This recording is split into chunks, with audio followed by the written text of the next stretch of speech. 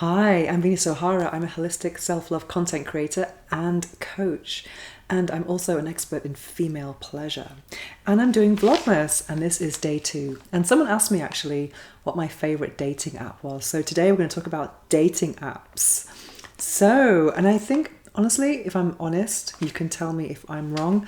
I haven't met a single person who actually enjoys being on dating apps. I think people feel that it's the thing you have to do to meet people these days. And I know that many people who've had, success on dating apps and they found someone very special, they've, living happily ever after. But it's a process that can be very, very awkward. Anyway, let's go back. My favorite dating app. You may not believe this, but I don't do dating apps, and I've never tried Tinder, Hinge, or what are the other ones, Field, or any of these apps. I know my friends use them, and I don't even know which way you're supposed to swipe. So I'm very out of the loop. Sometimes though, when I hear stories of my single friends who use these apps and they say, I've got 3 dates this weekend, and they show me these profiles, I do get a little bit of FOMO, and I think, oh, that sounds so exciting. Because sometimes the people seem really interesting, and it can seem that way. But then I think, dating, I've done website dating many years ago before apps became a thing. But I always used to find those situations to be very, very awkward. And it's like you're kind of, you want to kind of scratch this itch. And it seems like the only way to do it. But then when you get there, it's like, I think it's like the first 7 seconds or something. That's when you know if there's a vibe or not. But anyway, this is not to kind of like criticize apps. I know for some people, especially depending on your location, it can be the only way to meet people. And but for me, this is also very location specific. But here in Barcelona, where I live, I think there is a bit of a reduced dating pool, especially among the people I would want to date. But I actually did try a dating app once. I tried a dating app called Veggly, and it's a vegan dating app. And I thought, well, let's try this because I am vegan. And I thought, if you're meeting people based on values, surely it's going to be less awkward. We're going to talk about protein and B12 and what's your favorite restaurant in Barcelona. So I actually, but the problem with that is the dating pool is even more reduced. And I actually knew a lot of people on the app because I am a vegan events host. I have been hosting events here in Barcelona in vegan restaurants since 2017, and I have a group on Meetup called the Barcelona Vegan Community. I'm the leader of it, and so I know everyone. I know everyone in this community. So I actually matched with a vegetarian, and it was a nice experience. But so the conversation flowed because we have similar interests. He's a very, very nice guy. But I just went along because I think I was lonely. I just wanted to connect with some male energy, but there wasn't a vibe to follow up. He was a nice guy. We were gonna see each other again, but just wasn't enough mutual desire. Because I do think meeting someone in that context, it's like, do we like each other? Do we want to have sex? Do we want to take it further? It just seems so awkward. And I think sometimes if you meet the same person in a different situation, a different context, the outcome can be very different because there's less pressure. Anyway, I've got some notes here about dating apps. And I have a friend actually who says, I think she probably stole this, this expression from someone, but that dating is collecting data. And she's someone who advocates for rotational dating, when you actually date many people at the same time without being intimate, and then you kind of choose the one you want to go a bit more serious with. And that can be interesting as well, because I think I've seen lots of Instagram carousels about that, not to go exclusive with a situationship, not until there's actually some kind of formal discussion or conversation about what's happening. Until that point, you can still date other people. Yes, so because otherwise you can get too into one person when it's still in that kind of casual phase.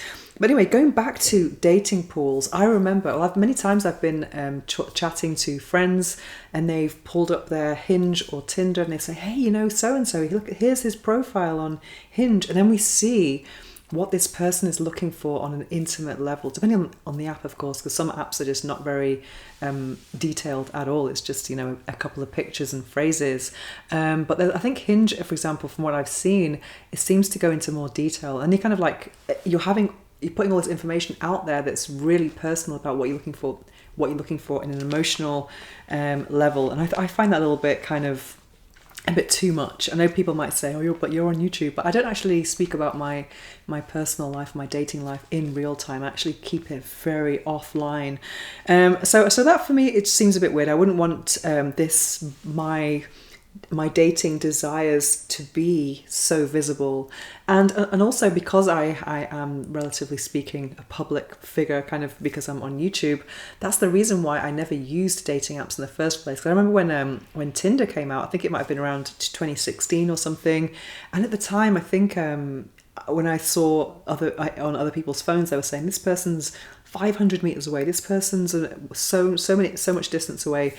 And for me, I was working in the local radio at the time. I used to get recognized on the street, and I thought, I'm not going to have my profile picture and people knowing how far away I am from them. That's just really weird.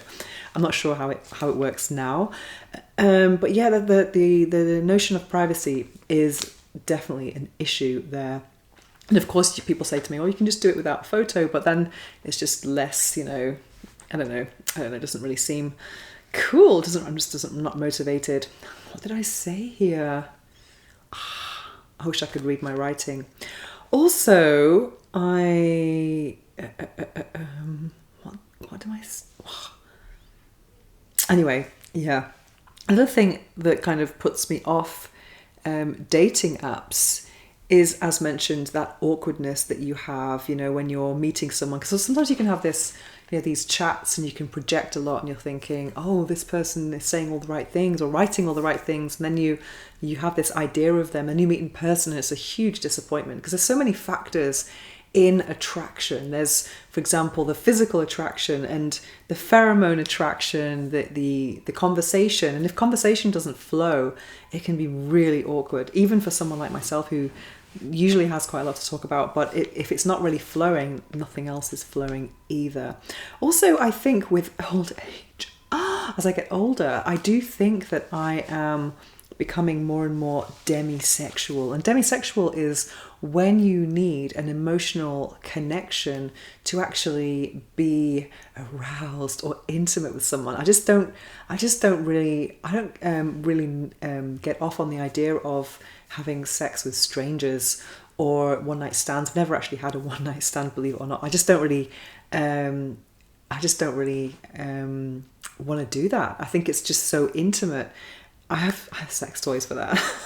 So I just think having that emotional connection is very difficult to cultivate or on a date through a dating app. So I believe that, if you want to connect with someone, the best thing to do is to actually, work on yourself as much as possible. I do believe in, vibration and law of attraction. And when you're, ready and kind of receptive to that, then the right person will come into your life, hopefully.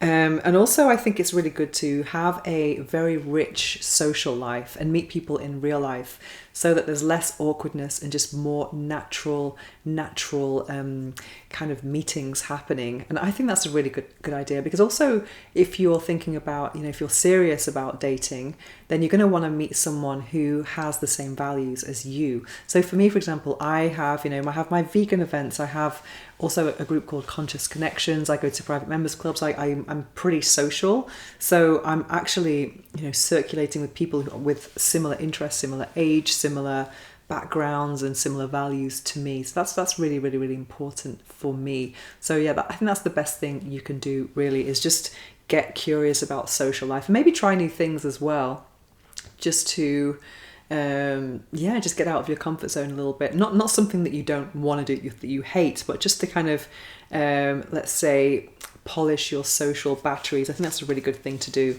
And also kind of have this and just kind of focus on your energy and conversation skills, and get curious when you're speaking to new people, because sometimes I don't think attraction is always something that happens very quickly. And I think in the dating context, when you're meeting someone you've met online, they say it's like 7 seconds, but I think in real life there can be situations, I know for me, where I've met someone and then I haven't really had this spark first thing, but then over time when I get to know them, I'm like, oh, they're not bad actually. And I think that's the best way, is just to kind of have a very rich and diverse social life, and hope for the best. And that's it, really.